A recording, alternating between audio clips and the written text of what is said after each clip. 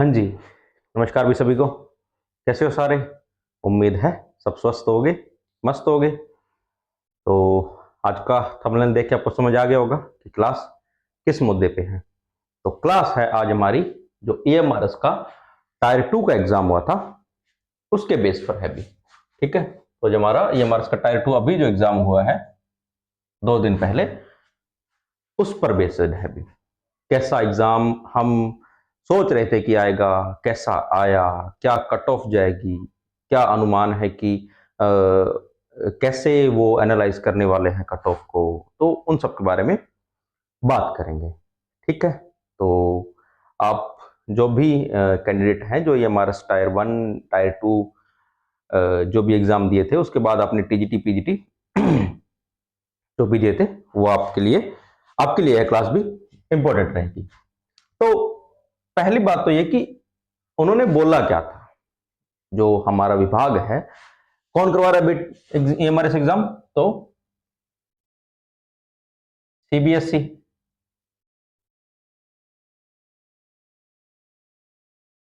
ये करवा रहा था भाई। एक मिनट रुकना भी आप। एक मिनट आप रुको बस।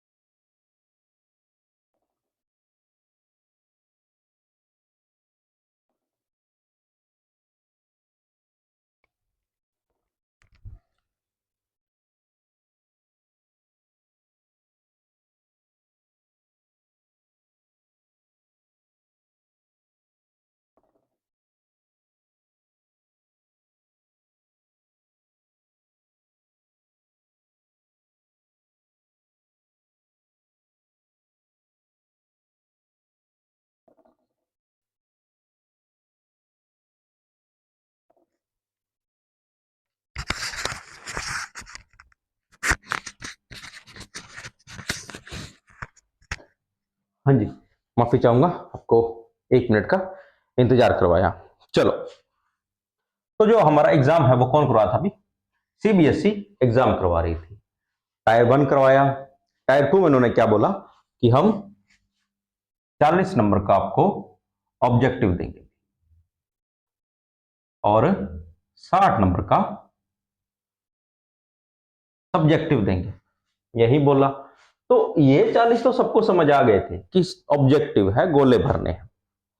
यहां बात बच्चों के समझ नहीं आई। जो कोचिंग इंस्टीट्यूट थे उन्होंने भी तैयारी कैसी करवाई कि आपको 1 पेज लिखना है, 1.5 पेज लिखना है, या फिर 100 शब्द लिखने हैं, 120 शब्द लिखने हैं। उस हिसाब से लगभग हर इंस्टीट्यूट ने, कभी क्योंकि किसी को पता नहीं था पहले जब एग्जाम हो रहे थे ईएमआरएस को, तो वो 1 डे एग्जाम था, एक एग्जाम होता था और उसी में आपका सिलेक्शन हो जाता था।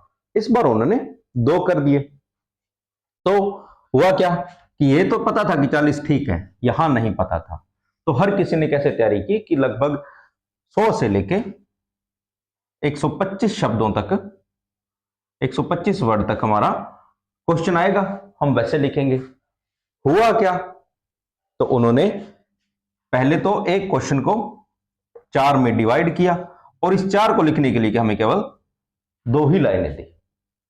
तो देखा जाए तो उन्होंने बोला था कि हम 15 क्वेश्चन देंगे जो कि 4 नंबर के होंगे, यही बोला था। पर उन्होंने इसे 60 क्वेश्चन कर दिया।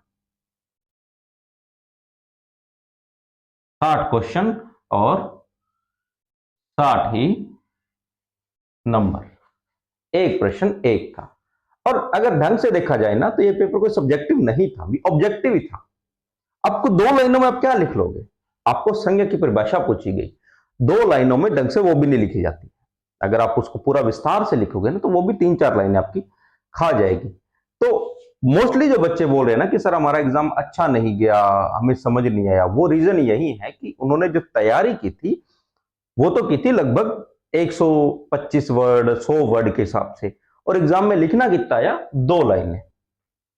बच्चों का वहीं पे थोड़ा सा एक बार हुआ था कि कैसे हो गया ये।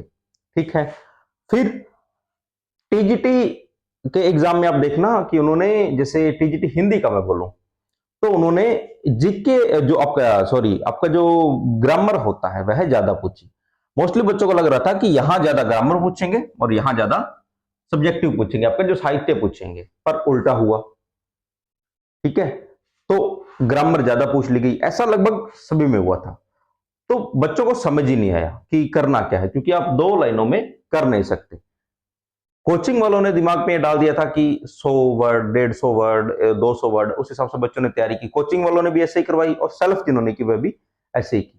क्यों? क्योंकि जब सीबीएसई ने बोला कि हम सब्जेक्टिव रूप से आपका एग्जाम लेंगे, तो हर किसी के दिमाग में आया कि हम यूपीएससी के हिसाब से प्रिपरेशन करें, या जो हमारे स्टेट पीसीएस होते हैं उनके हिसाब से प्रिपरेशन करें। बस यहीं पे सारा काम खराब हो गया। तो अब बच्चों का कंफ्यूजन है कि जो हमारी कट ऑफ है, यही कंफ्यूजन है कि कट ऑफ क्या जाएगी।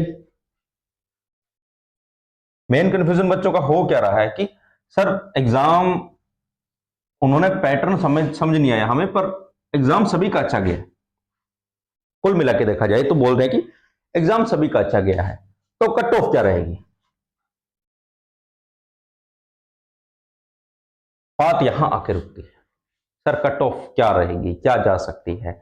मैं एक दो ग्रुप में ऐड हूं, उन्हीं में भी यही चर्चा चलती रहती है कि एग्जाम ऐसे आ गया था, वैसे आ गया था, हमने इस तरीके से तैयारी नहीं की थी, ऐसा नहीं आना चाहिए था। तो देखो भी, इस चीज के लिए कोई भी तैयार नहीं था। अब मैं बोलूं कि मैंने यहाँ से कोर्स लिया था, इस फलानी कोचिंग से मैंने कोर्स लिया था, मैं उनको गालियां दूंगा फोन करके, मैं उनको ब्लेम करूंगा, मैं उन पे डाल दूंगा अपना सब कुछ कि उन्होंने नहीं करवाया। उनको भी तो नहीं पता था। देखा जाए तो कोचिंग वालों की भी इसमें कोई गलती नहीं है, उनको भी नहीं पता था कि एग्जाम कैसे आने वाला है। हाँ, उनकी गलती यह है कि उन्होंने सीबीएसई का नाम पकड़ के यूपीएससी के हिसाब से पकड़ लिया। आप अगर ये रियलिटी देखो ना, तो आपका जो 10वीं बोर्ड होता है उसमें आपको एक डेस्क वर्क दी जाती है या वर्क बुक दी जाती है, उसमें जो अति लघुतरात्मक प्रश्न होते हैं, सबसे छोटे प्रश्न होते हैं, सेम इसी पैटर्न पे आधारित पेपर आया था। मैंने आज देखा तो सेम उसी उसी में भी ऐसे होता है, दो लाइनें दी होती है और सेम उसी आधारित पर पूरा पेपर आ रखा था हमारा। अब बात आती है कट ऑफ की। तो देखो भी, मैं कट ऑफ आपको टीजीटी की थोड़ा बहुत बता देता हूं। मैंने पीजीटी का अभी तक थोड़ा सा एनालाइज नहीं किया है, तो मैंने टीजीटी, मैंने खुद भी एग्जाम दिया था और मेरे आसपास जो बच्चे थे उन्होंने भी एग्जाम दिया, तो थोड़ा बहुत वहां से मुझे पता चला। फिर मैंने 2 दिन थोड़ा सा एनालाइज किया कि बच्चे क्या बोल रहे हैं क्या नहीं। अब देखो, कुछ बच्चे बोल रहे हैं कि हमारे 80 आ रहे हैं, किसी का 85 भी आ रहे हैं। देखो भाई, एक बात बता दूं, जो कट ऑफ निकलती है ना, वो फर्स्ट बच्चे की नहीं निकलती है। अब मैं बोल दूं कि कोई बच्चा है क्लास में, जैसे 200 बच्चों का एग्जाम हुआ, 50 बच्चे सेलेक्ट करने हैं, कट ऑफ। अब इनमें इस 50 में जैसे 1 से लेके 50 तक ये बच्चे हैं अभी। ठीक है, अब मान लो इसके 90 आ गए, तो कट ऑफ 90 नहीं जाएगी, कट ऑफ जाएगी इस 50वें वाले की। अगर इसके 45 भी आए हुए हैं ना, 45 नंबर भी आए हुए हैं, तो कट ऑफ 45 मानी जाएगी, ना कि 90। तो अगर किसी को बोल रहे हैं ना कि सर हमारे 85 आ रहे हैं, हमारे 90 आ रहे हैं, हमारे 75 आ रहे हैं, कट ऑफ इतनी ही जाएगी, भाई वो आपके आ रहे हैं, सबके नहीं आ रहे हैं। ठीक है, कट ऑफ हमेशा अंतिम बच्चे की निकलती है, जो अंतिम सिलेक्ट हुआ है ना, उसके नंबर जो जीतते थे वह कट ऑफ होती है। ठीक है, तो कभी भी कट ऑफ के मामले में ये मत सोचना कि कट ऑफ सबसे टॉप वाले की होती है। ठीक है, चलो अब हम थोड़ा सा कट ऑफ के बारे में डिस्कस कर लें। ठीक है, तो देखो कैटेगरी क्या है। एक तो आपका यूआर है, जिसको हम जनरल भी बोल लेते हैं। उसके बाद आपका ईडब्ल्यूएस है, उसके बाद ओबीसी है, ओबीसी है, फिर एससी है, और फिर एसटी है, और अंतिम में आपका आता है पीएच, फिजिकल हैंडीकैप। ठीक है, तो अगर मैं जनरल का मानूं, तो अकॉर्डिंग टू मी भी, ठीक है, तो आपके लगभग ये, मैं मोटा मोटा आंकड़ा दूं तो 65 से 70 के बीच में, ठीक है, 65 से 70 के बीच में। अब मैं जो कट ऑफ दे रहा हूं उसमें +5 भी हो सकते हैं और -5 भी हो सकते हैं। अब मेरी कट ऑफ को ही सच मत मान लेना, मैं पहले बोल रहा हूं, यह कट ऑफ एक अनुमान लगाया जाता है, मैं कोई सच नहीं बता दूंगा कि यही जाएगी आप यही मान लो, नहीं, ये एक अनुमान होता है। पहले बता दूं, मैं एक आपको अनुमान लगा के बता रहा हूं कि कट ऑफ इतनी जा सकती है, ठीक है। अब आए हम ईडब्ल्यूएस पे, तो लगभग 60 से 65 तक आपके ईडब्ल्यूएस जो कोटा होता है उसकी जा सकती है, ठीक है। अगर ओबीसी का देखें तो लगभग मान लो आप 62 टू 68 तक यह जा सकती है। एससी पे आए तो यह भी लगभग आपके 60 टू 65 जा सकती है। एसटी पे आए तो यह लगभग आपके 58 या 57 से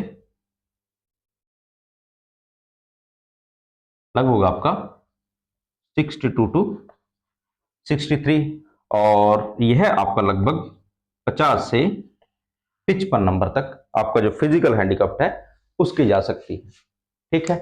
तो ध्यान रहे, मैंने आपको जो अनुमान लगा के दिया है यह सत्य नहीं है, यह एक अनुमान होता है। हम अपने आसपास के बच्चे या यूट्यूब पे, टेलीग्राम पे, जहां भी हमें हो, या कोई बच्चे हम मिल जाते हैं, हम जब एग्जाम देके आते हैं कि कितने आए हैं, हम उनसे एक आइडिया लगाते हैं, ठीक है।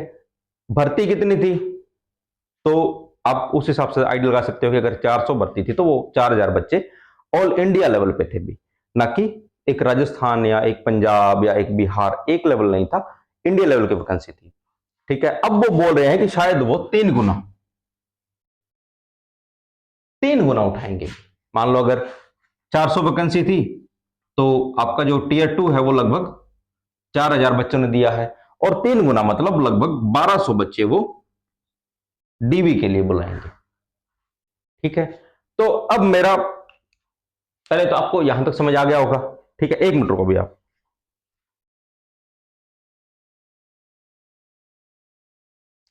ठीक है, यहां तक आपको पता चल गया होगा।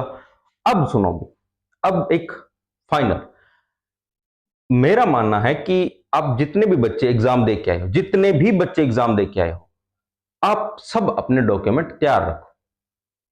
क्यों? ये एग्जाम जब आपको डीवी के लिए बुलाया जाएगा तो आपको ज्यादा टाइम नहीं मिलेगा, बहुत कम टाइम मिलने वाला है आपको डीवी कॉल के बाद।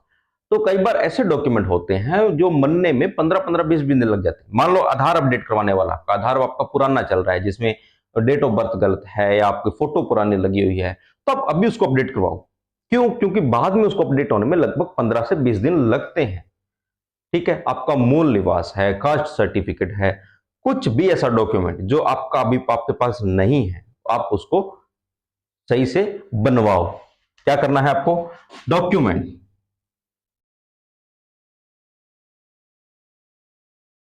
डॉक्यूमेंट्स आपके तैयार होने चाहिए सारे। मैं बोल रहा हूं सबके सब, जितने भी बच्चों ने एग्जाम दिए हैं, डॉक्यूमेंट आपके रेडी रखना। मैंने आपको कट ऑफ बता दिया है कि यह एक कट ऑफ मेरा एक अनुमान है, एक आइडिया है, इतनी रह सकती है, यह सच नहीं है। इसमें 5 नंबर प्लस भी हो सकते हैं, 5 माइनस भी हो सकते हैं, ठीक है। अब आप एक तो इस वीडियो को भी हो सके उतने लोगों को शेयर करना, और आपके कितने नंबर आ रहे हैं वह भी मुझे कमेंट में जरूर बताना, ताकि मुझे और भी थोड़ा आइडिया लगे। और पीजीटी वाले बच्चे हैं वो भी मुझे थोड़ा कमेंट करके आप जरूर बताना भी कि आपके नंबर कितने आ रहे हैं। उस हिसाब से अगर मैं थोड़ा आइडिया लेके और एनालाइज करके 1-2 दिन में पीजीटी वाले बच्चों के लिए भी जरूर वीडियो लेके आऊंगा, ठीक है। तो बाकी मिलते हैं आपको एक अगली क्लास में, तब तक के लिए धन्यवाद।